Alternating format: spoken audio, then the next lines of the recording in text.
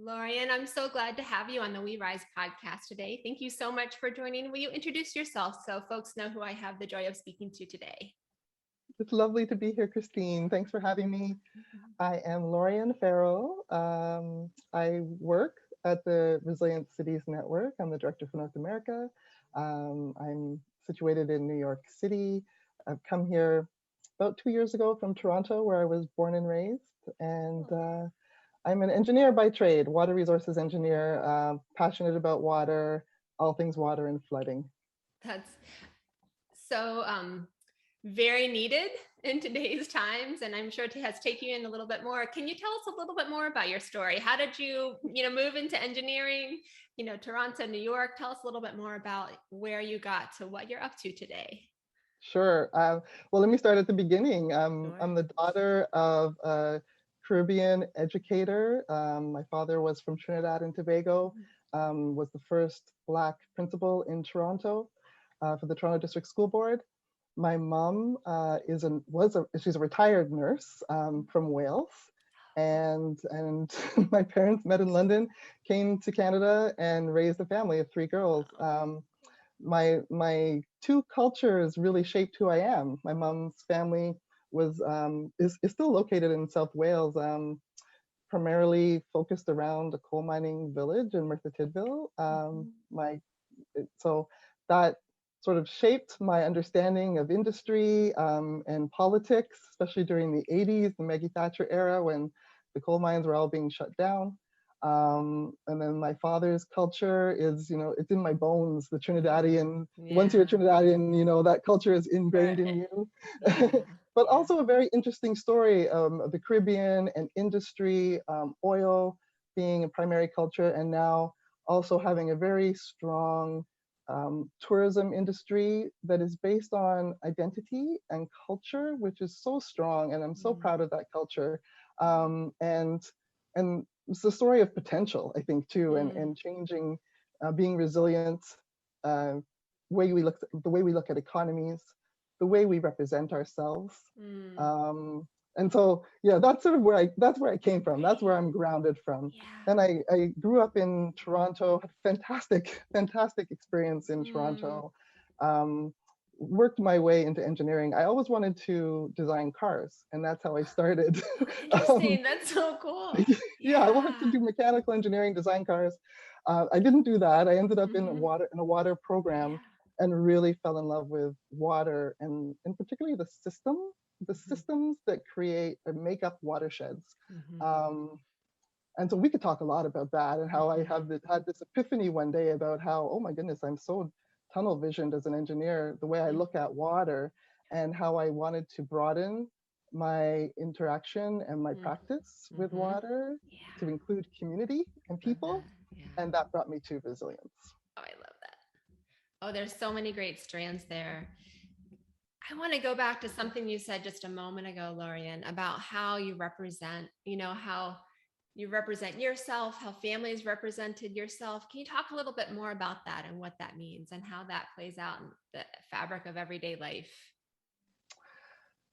Well, Christine, there's so many stories we are told about ourselves, and it's very easy to believe these stories.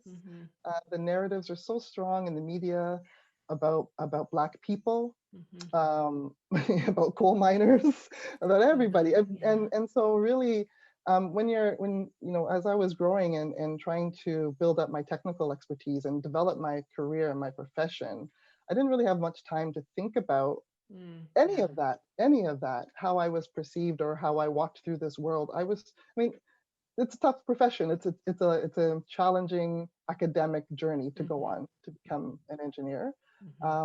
For some, not. For me, it was. But so I had to focus, and I remember having a very specific conversation with my dad, who was unfortunately, he passed away this summer. But and I wish he was here now, because I'm now ready to have some of these conversations again. He was an activist. He was an educator, and he understood the Black culture and what needed to happen to elevate ourselves.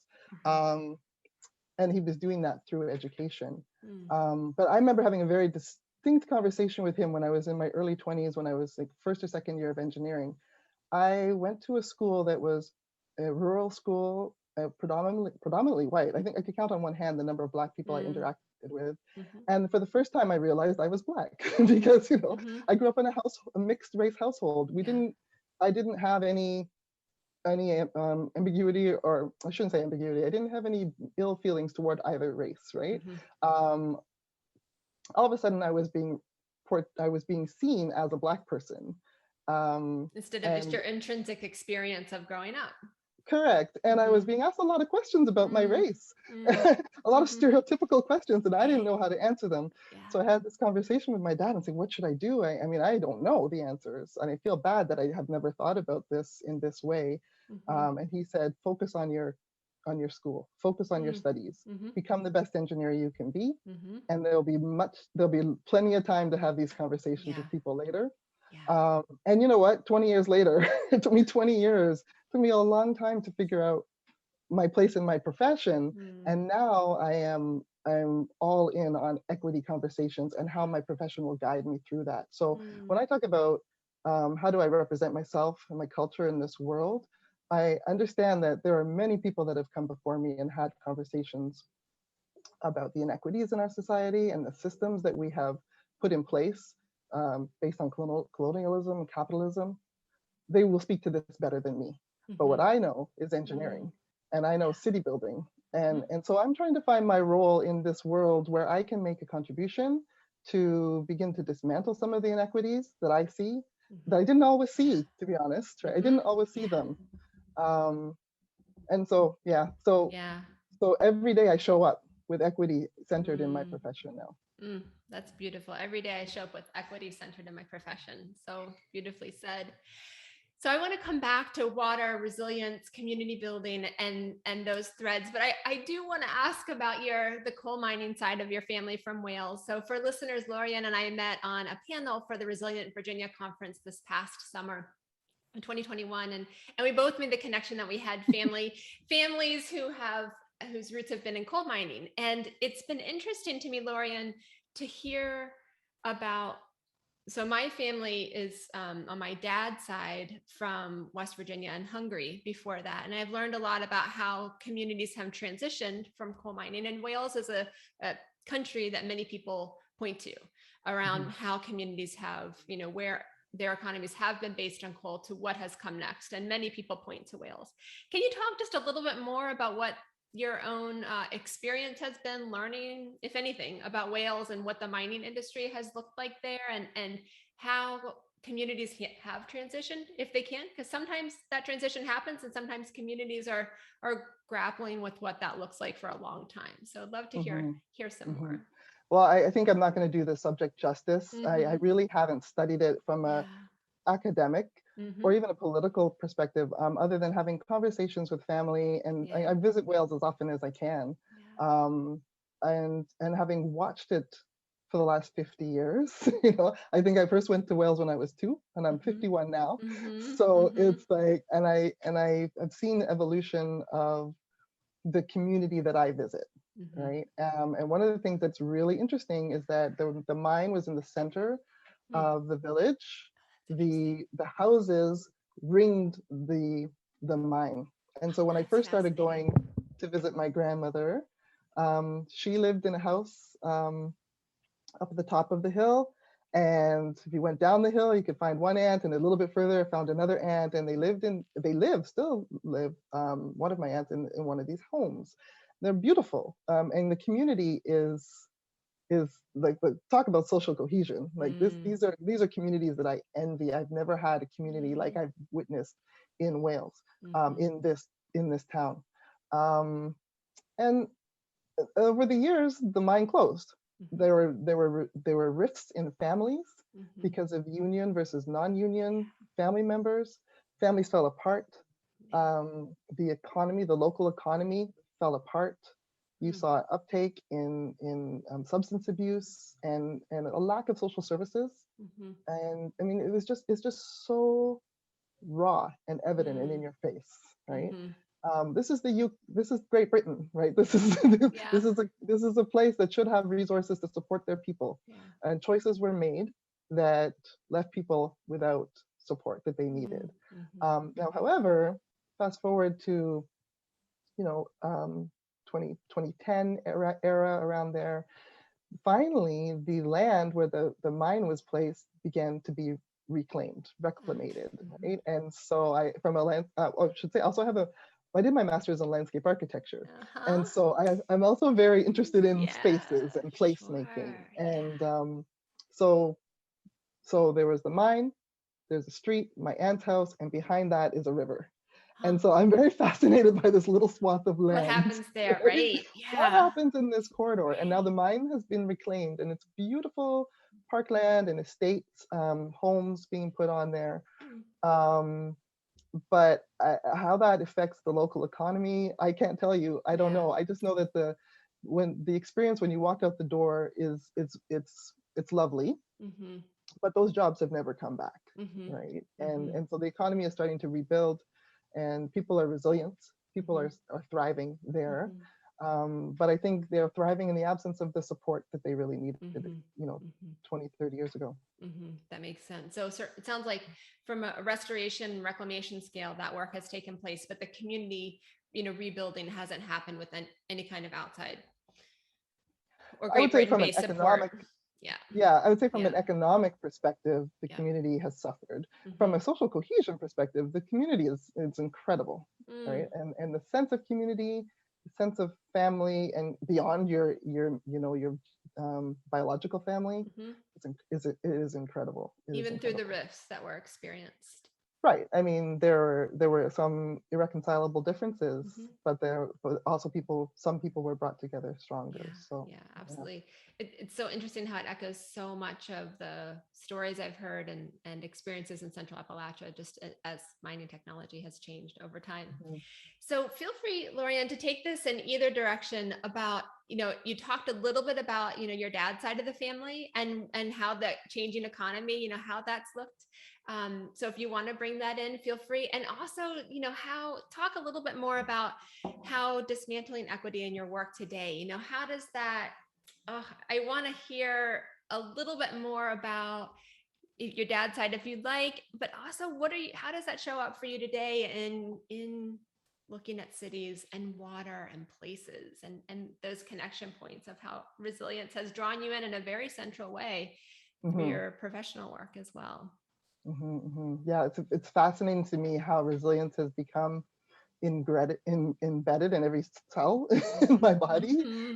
And I understand more than ever that no one can be resilient and no community can be resilient without equity. And Mm-hmm. so those two things go hand in hand. And one, they're constantly with me in everything I do, whether that's professional or personal now. Mm-hmm. Um, so there are quite a few things that I've been working on over the last 2 years. So 2 years ago, I moved to the US. I used to work I moved to the US to work for 100 Resilient Cities, which is a Rockefeller Foundation initiative. Really great program, amazing initiative. It shuttered in July 2019, only 4 months after I joined, by the way. Oh, Just wow. another story of resilience. And However, right. I was really fortunate. The Resilient Cities Network was an evolution of the 100 Resilient Cities Network, Mm-hmm. and the foundation did provide some funding to keep the network alive. Okay. Here's a story of resilience. The chief resilience officers lobbied to make sure that we didn't lose the network. Yeah. And so the Resilient Cities Network, who I work for now, is an organization that is working with cities in a co-led manner to continue the work of resilience. Mm-hmm. I totally just lost my train of thought there. So now I'm at Resilient Cities Network. Mm-hmm. Through that work for the last 2 years, we've done a number of things. And one thing that I'm most proud of, I think, the most rewarding work I've done for my career is to start a community of practice on racial equity. Mm-hmm. And so this is a group of chief resilience officers in the United States and Canada. We meet every week for an hour on Tuesdays, and we talk about equity and how we can dismantle the systemic racism in cities. Yeah. And so there's that work. Yeah. this work came about after the murder of George Floyd, and we were all devastated, and our minds were spinning and wondering what could we do. And this entity, the community of practice, emerged from that. Concurrently to that, I had joined a group of people in Toronto, and we formed an alliance, the Black Environmentalists Alliance. So this small group of Black environmental professionals were struggling and needing something after George Floyd was murdered. And you know, it was one man, one gentleman with a vision, or you know, the will to pick up the phone and call a few people he knew, and brought us all together. And now there are about 14 or 15 of us that meet and form this Black Environmental Alliance. And it's a very similar ambition that we have, and yet slightly different than the community of practice, in that this is something that is, it's about Black professionals and building a community that we never had before, and supporting each other and supporting others to come along in the profession, to do it in a way that centers equity and also allows us to speak our voices about who we are as Black professionals. And I tell you, Christine, I have never in my career talked about my work in this way before. You know, and it's really I can't tell you how much energy it gives me to be surrounded by people like me, right? And I didn't know before that I was missing that, because I've always been different. I've always, you know, I grew up, I told you about my background.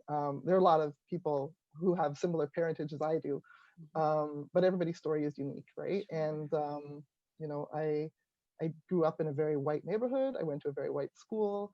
I have worked in a profession that is sorely lacking in women and Black people, right? And so to be now at this time in my life connected with a group of people who are Black professionals who were actually all around me, but I didn't know, because it's very hard to connect. And I mean, oh my gosh, it's Toronto. There are 5 million people in the Greater Toronto area. We found 15, right? So I'm sure there are more, but we've started this alliance. We just officially launched last month, and are now calling for others to join us. Thank you. Yeah, it was a great experience coming together to create this entity, to think about what our ambitions are. We have some very clear goals, but a lot of our work is about just being together, and listening to each other's stories and supporting each other. Yeah, I love that. Can you talk a little bit about what that experience was like, Laurian, to go from, you know, I love the way that you talk about it bringing you energy. And it's the first time it sounds like this level of connection has really come into play for you. You know, you talked about in your 51 years.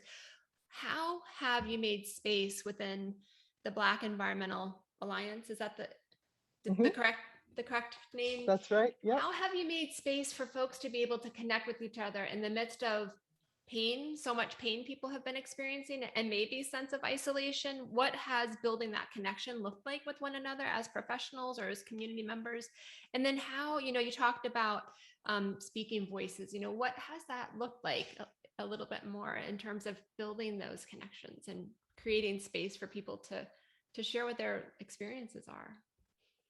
And so this has entirely been a Zoom experience today. I shouldn't say Zoom. I think we use a different platform, but it's virtual. It's been virtual in a way that's been fantastic for me, because I wouldn't be a part of it, you know, sitting in New York, if it hadn't been virtual. So it gave me an opportunity to engage. And, you know, I think this story, this experience will resonate with a lot of people. When George Floyd was murdered, I told you, we were devastated. We were downtrodden, and we were low.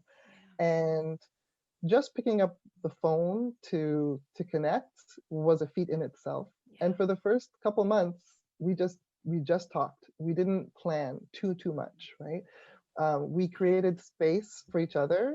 And keep in mind, these are people I never met before, right? So we came together, and we were really respectful of each other's stories and the time that they needed to tell their stories. We we focused on building trust from day one. And so I understood from my work with the community of practice in my work Mhm. that building trust was foundational to having a successful community of practice. Mhm. And it just really played out the same way with the Black Environmentalist Alliance, and Mhm. everybody was in agreement that we just needed to take it easy, right? Mhm. And one of the things that's really difficult to do as an engineer is to not have a plan, Right. right? To sit in And ambiguity and just space. Yes. Mhm. like, what? Right. Yeah. So, Yeah. but that's what we did. We just made space. And then, okay, I shouldn't say entirely we didn't have a plan, because we did structure some of our conversations in the early days. We went through a few guided exercises where we talked about what our problem definition was, what would be our ambitions, what is the full suite of things that activities we could engage in, what how deep did we want to go, how militant did we want to be, Right. Right. how do we want to focus on young professionals and mentoring, did we want to focus on policy advocacy, did we want to talk about environmental justice, and who knew enough about that to lead that, and all these so we had 100 different ways we could go. Mhm. And we came together, talked about those things a lot, and talked about them slowly. Mhm. And we're really realistic about how much time we all had, because this is Yeah. volunteer work, right? Right. And eventually we're going to make this thing funded and have staff to support our efforts. And we know that will take time, and we're not in a rush.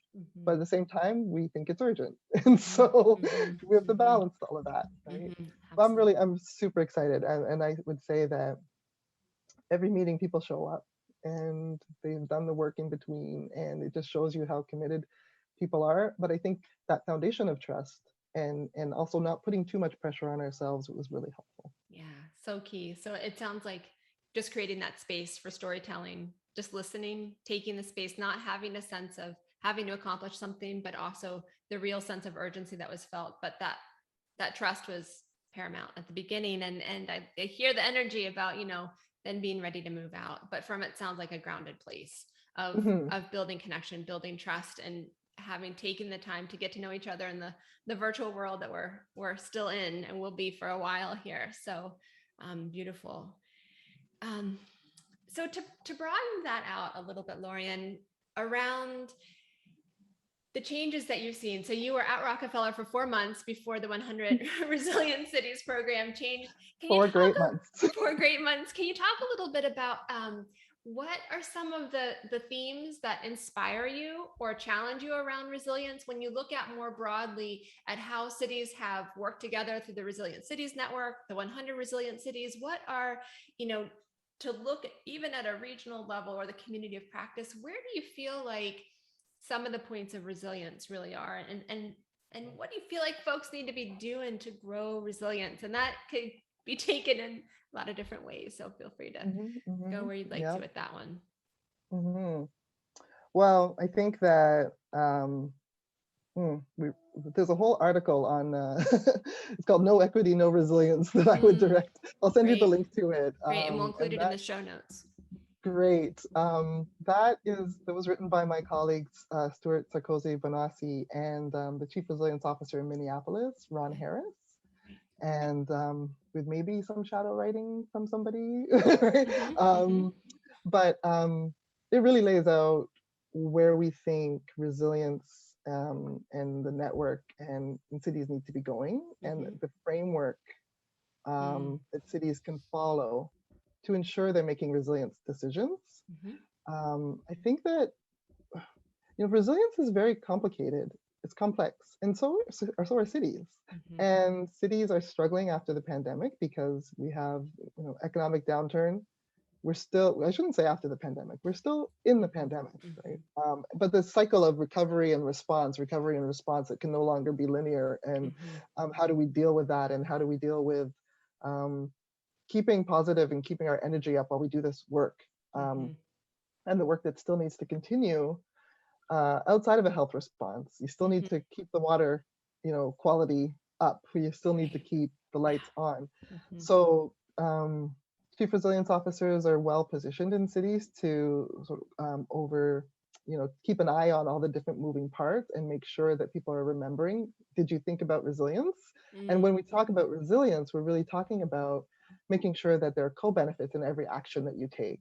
So we can no longer afford to build a bridge and just think about the structure and the span and that needs to be and of course you have to think about safety, but what else do we need to think about when you're building that bridge? And equity, are you making equitable decisions? But also, if that bridge collapses, are the services that it supported still going to be able to be in place? And so what do you need to put in place around that structure to make sure that the community and the people that will be impacted positively or negatively by that bridge being there, that they still get what they need, right? And to me, that's resilience. And Mayor Turner of Houston, who is our board chair for Resilient Cities Network, has launched a chair's agenda, which is looking at that. How do you build climate ready infrastructure that's equitable and creates green jobs? And we've been looking at ways of assessing projects to see that they actually do, that we can fund projects that actually create these multiple dimensions of benefits. And not just say, yes, we're climate ready because we fortified this structure or we raised our seawall. That's not climate ready. Right. And that's not resilience, right? And I think it's important that when we talk about resilience, we talk about holistic resilience and not let the word get hijacked into being about fortifying structures, basically. Resilience is a word you hear all over the place now, right? Everybody's using resilience. What does resilience truly, truly mean? And I think that's the theme we've been working on developing across the network with the Chief Resilience Officers. Been working on that with my Black Environmentalist Alliance. And I think people are ready for these really complicated conversations. And we don't necessarily have answers yet for everything. But we know we have a dollar and we have to stretch it to $1.40, $1.50, $1.60 if we're ever gonna come out of this thing, the shocks and stresses that we face. If we're ever gonna survive them, then we need to find these new ways of doing things. Yeah, absolutely. And be able to lean into those difficult conversations and innovate in different ways. Laurian, can you, for folks who might not be familiar with what a Chief Resilience Officer is, what they might do, can you define that a little bit more? And then walk us through what an equitable decision might look like and even how you define resilience. What do you feel like needs to be considered in resilience for looking ahead 10, 20, 50 years? So a couple different things there. The Chief Resilience Officer first, and I'll take notes of those other questions if that's helpful at all. Yeah, that would help. Yeah, that's a lot of questions. I think I can handle it. I don't know, remind me. Okay, so Chief Resilience Officer is a position that actually came out of the 100 Resilient Cities program. The part of the program was to fund this new position in cities that had not been there before in 100 cities around the world. The Chief Resilience Officer was responsible for developing the resilience strategy for the city. And then along with that funding came support by the way of consulting expertise, technical expertise to assist with the strategy development as well. And the qualities of a Chief Resilience Officer were really important in choosing, because it's, like I said, it's a very complicated thing. Cities are busy engines of industry, right? And people are can be very specialized and very focused on their tasks, and it's very easy to silo activities.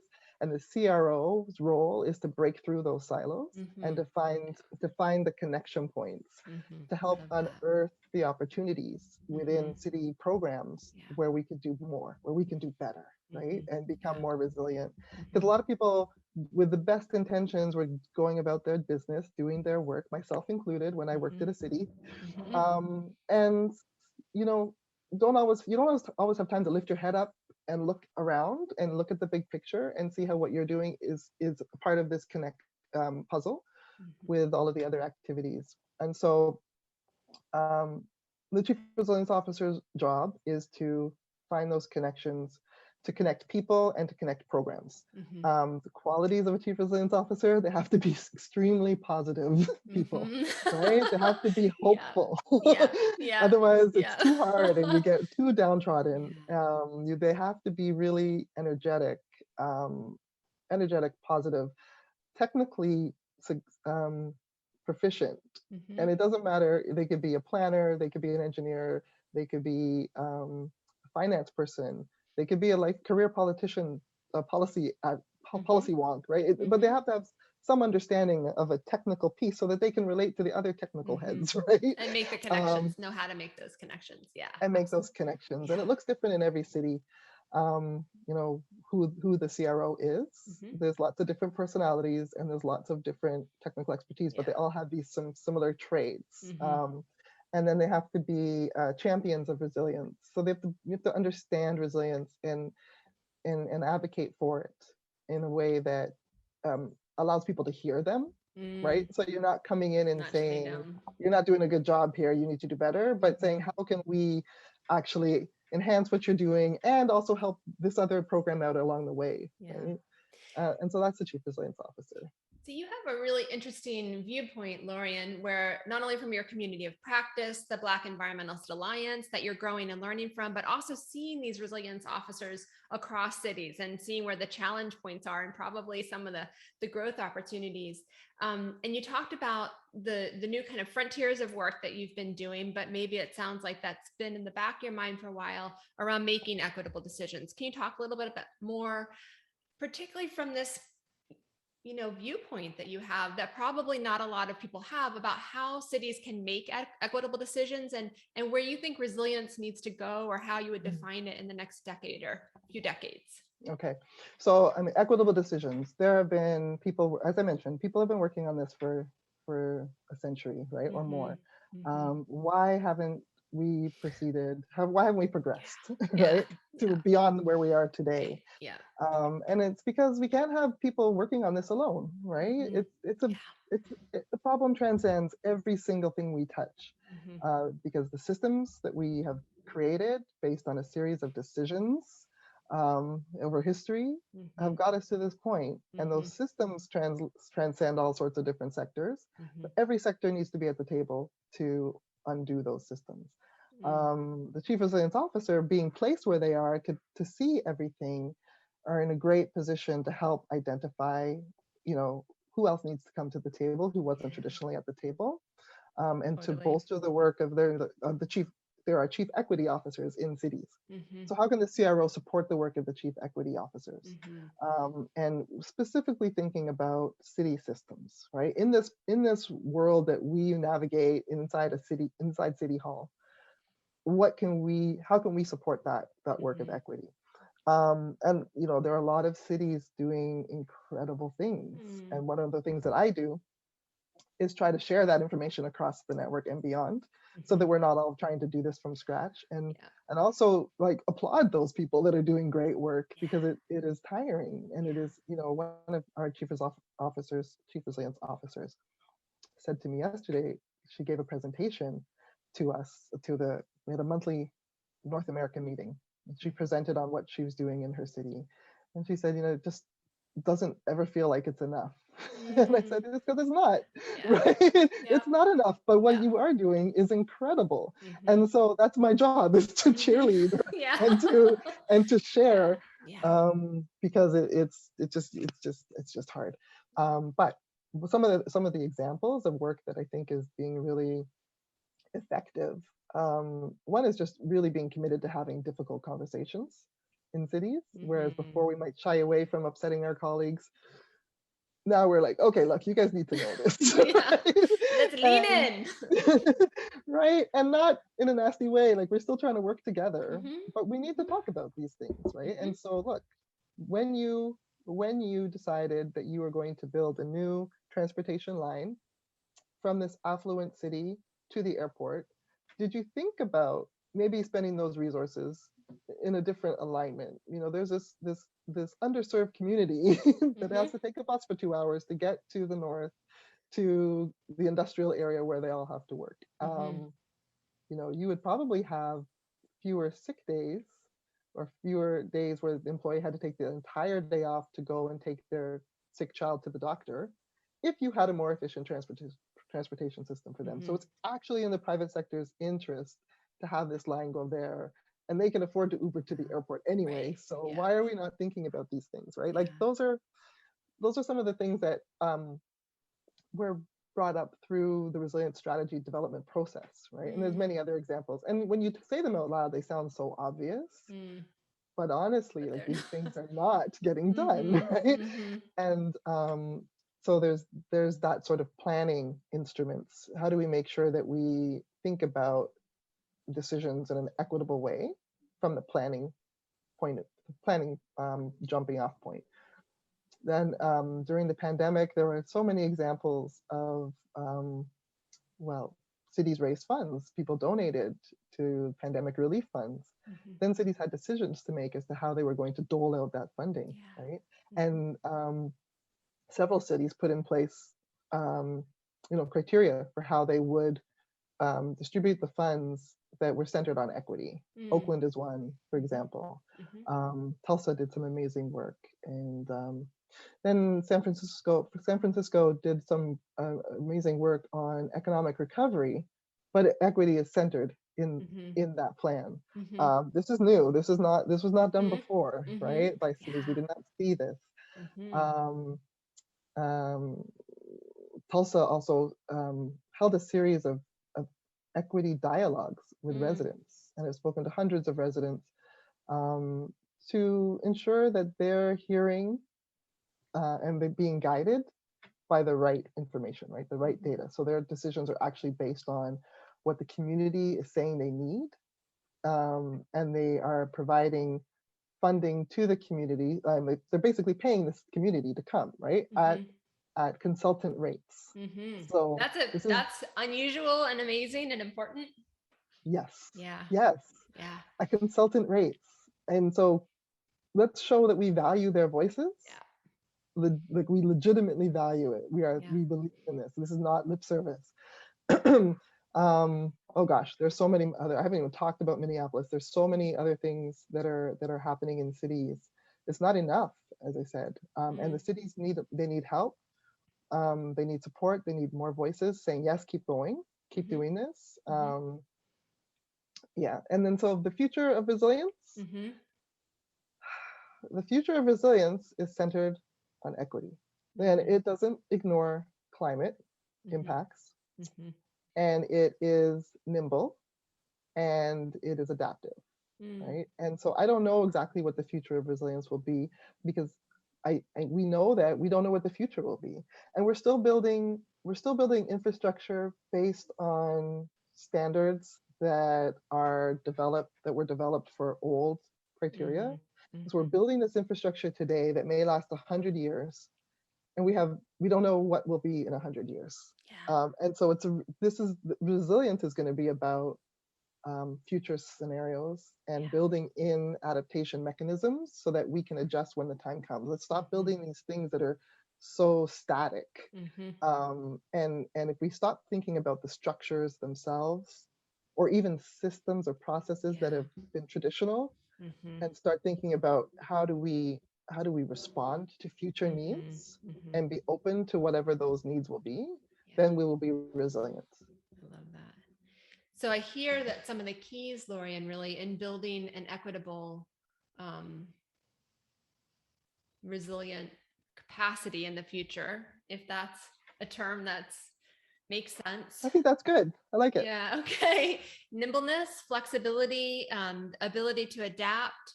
It sounds like not building based on past scenarios or past planning, but on future needs, building to function rather than, and connecting systems rather than to one specific scenario, but maybe to a range of scenarios is key, and responding to needs.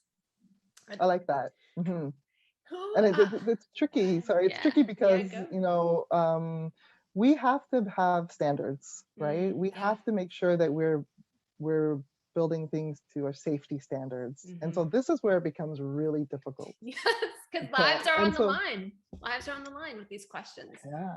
And, a classic example is, I was a stormwater engineer, and I had to size pipes. And what size do I size these pipes for the future? Balancing risk with the costs, the present day costs versus future costs.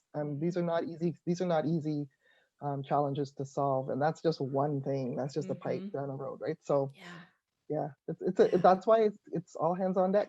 All hands on deck.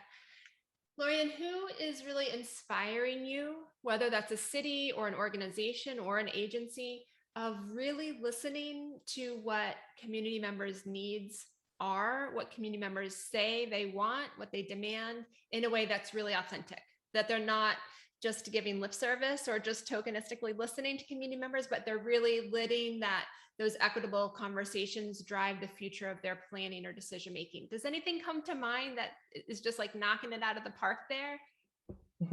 Yes, but I for just the name of the organization has just totally slipped my mind, which is awful. So I will tell you, there's a good friend of mine, Genevieve Williams Comrie, who has been working in equity for over 20 years, as long as I've known her. And I continually look to her for guidance because, and I think that, you know, she's not alone in this work. She is on the ground with communities.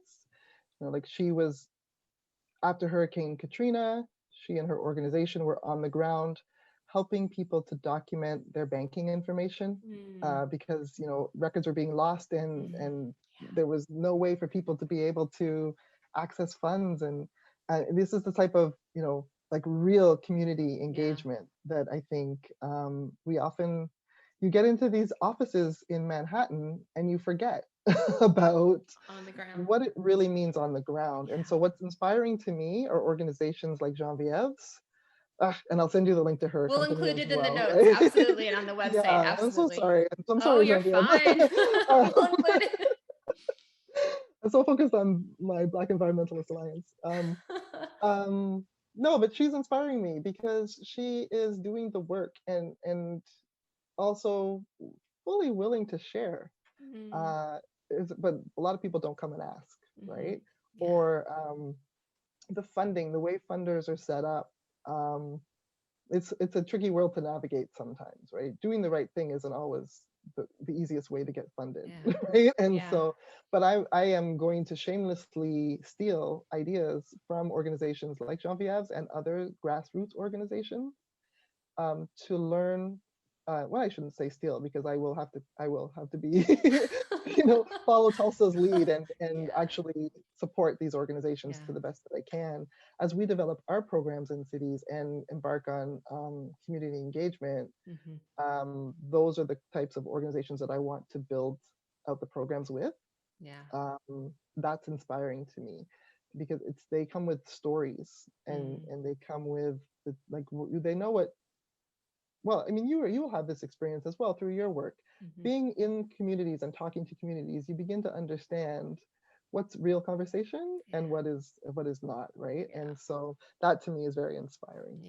It's a feeling, and it's so interesting in my experience over time what happens when folks who, you mentioned this early, Laurian, in our conversation, who haven't worked together, they get a chance to come together.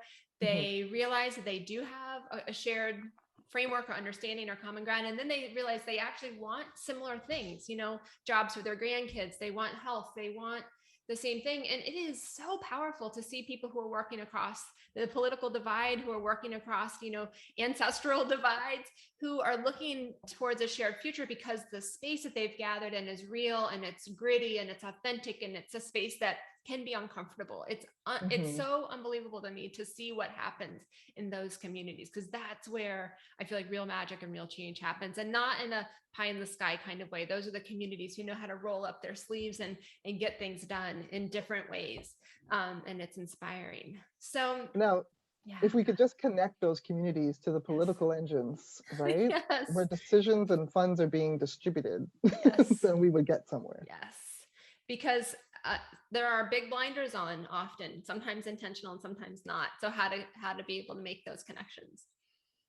Yeah, and most of the people I have come across, it's not intentional, right? Everyone has the best intentions. We just don't have all the information. And know how to make the connections sometimes. Yes.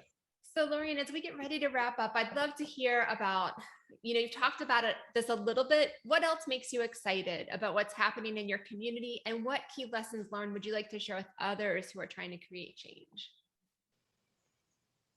Oh, well, which community should I talk about? It's your choice. You can go either way there. Let me talk about my Chief Resilience Officers Mhm. community, Yeah. right? Because I'm really excited about that work. I Mm. think that so this is an organization, this is a group of people that were down and out, right? They were cut, they were done, and they rallied to come back Mm. together. Yeah. And now in this new era of the network, it is co co-led, as I mentioned Mm. before. So whereas before it was like a kind of a top-down driven Right. process, you will develop a resilience strategy, and here's the support you'll get, and here's the timeline, and et cetera, et cetera. Now it's like, oh, well, we don't know what we're going to do next because we finished our strategies. Right. So what do we do now? And it's all Yeah. about implementation.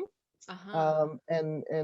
Now the network as an organization is about supporting the cities to get action on the ground and drive funding toward those actions. Mm-hmm. Because the resilience strategies, if you have a chance to look at them, pick one up on, like, they're on our website, all the Okay. PDFs. Okay.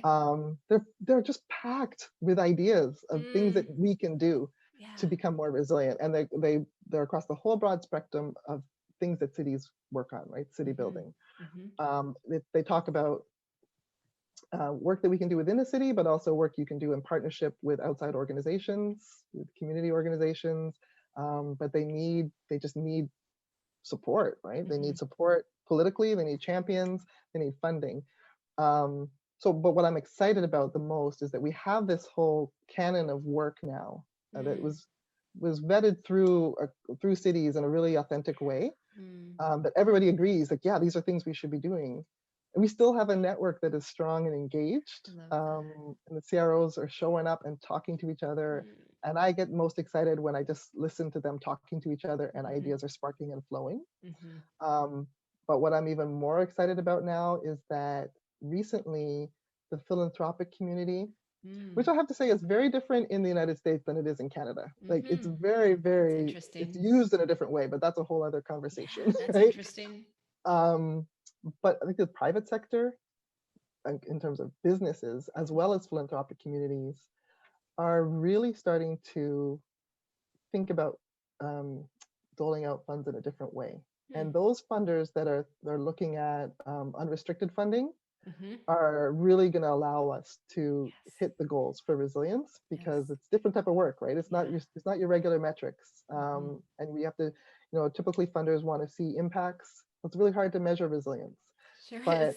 but we are seeing an uptake in funding that is unrestricted, and Mm-hmm. I think that's really going to drive um, action within the cities.